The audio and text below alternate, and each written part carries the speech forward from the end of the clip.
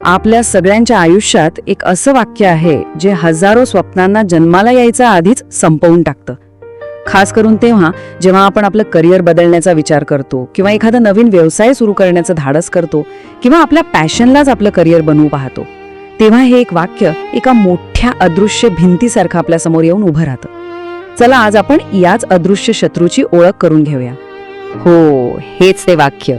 लोक काय म्हणतील. जेव्हाही आपण काहीतरी वेगळं आपल्या ठरलेल्या रस्त्याच्या बाहेर जाऊन काहीतरी करण्याचा विचार करतो ना, तेव्हा हा एकच प्रश्न आपल्या मनात अक्षरशः वादळ निर्माण करतो आणि आपल्याला जागेवरच थांबवतो. आणि हे खरंय, हे एक वाक्य हजारो स्वप्नांची हत्या करतं.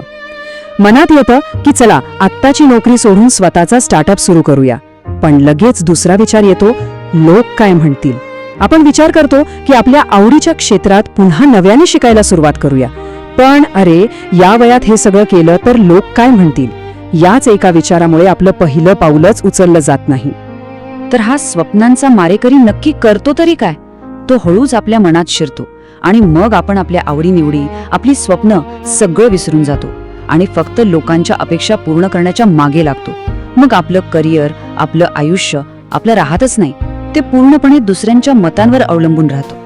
पण आता वेळ आली आहे ह्या भीतीचा बुरखा फाडण्याची. ह्या मागचं खरं सत्य काय आहे ते पाहूया. या एका प्रश्नाला एका साध्या पण अत्यंत महत्वाच्या सत्याने उत्तर देण्याची वेळ आली आहे. आणि सत्य अगदी साधं आहे, एकदम सिंपल. लोक काय करणार? 2 दिवस बोलतील, 4 दिवस बोलतील आणि मग विसरून जातील.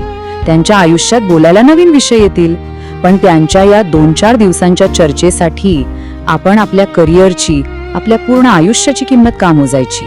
जरा विचार करा. समजा लोकांच्या भीतीने आपण मागे हटलो आणि पुढे जाऊन काहीतरी चुकलं, काही नुकसान झालं, तर हेच लोक आपली नुकसान भरपाई करायला येतील का?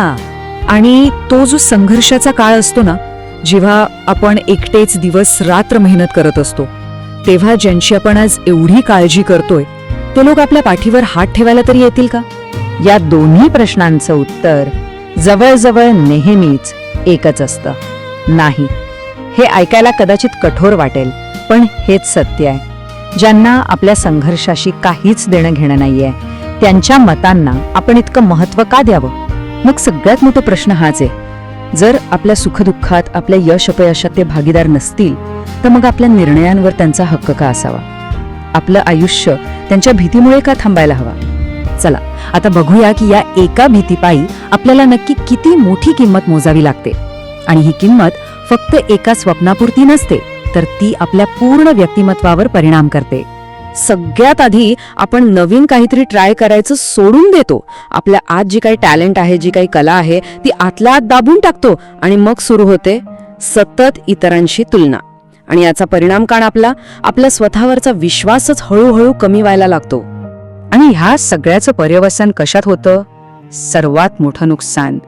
आपण आपल्या खऱ्या स्वपासून, आपल्या स्वप्नांपासून इतके दूर जातो की आयुष्यभर फक्त एकच खंत मनात राहते की अरे तेव्हाच करायला हवं होतं. ठीक आहे, झालं. आता या निगेटिव्ह विचारांना इथेच थांबूया, कारण आता आपण सोल्युशन बद्दल बोलणार आहोत. या भीतीवर मात कशी करायची, त्यासाठी काही प्रॅक्टिकल स्टेप्स बघूया. आता पहिलं पाऊल उचलण्यासाठी धैर्य कसं मिळवायचं ते पाहू. हे बघा, 4 सोप्या गोष्टी आहेत. एका कागदावर लिहा की सगळ्यात वाईट काय होईल. फार तर काय, लोक 2 दिवस बोलतील, बस.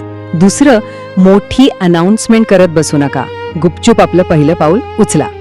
तिसरं, नेगेटिव्ह लोकांपासून 4 हात लांब राहा आणि असे मित्र शोधा जे तुम्हाला समजून घेतील. आणि सगळ्यात महत्वाचं, चौथं, ऍक्शन घ्या.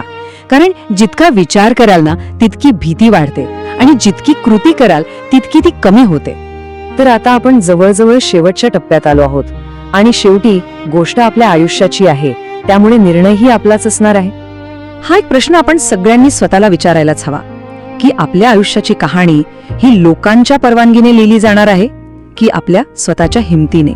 एक गोष्ट कायम लक्षात ठेवा, आपलं आयुष्य हे काही लोकांसमोर सादर करायचं नाटक नाहीये, तो आपला स्वतःचा एक प्रवास आहे.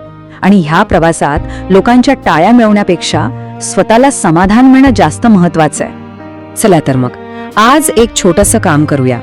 एक अशी गोष्ट डायरीत लिहा जी आपण फक्त लोक काय म्हणतील म्हणून करायची टाळली आहे. मग ठरवा की त्या दिशेने उद्या एक छोटंसं, अगदी छोटंसं पाऊल कोणतं उचलता येईल.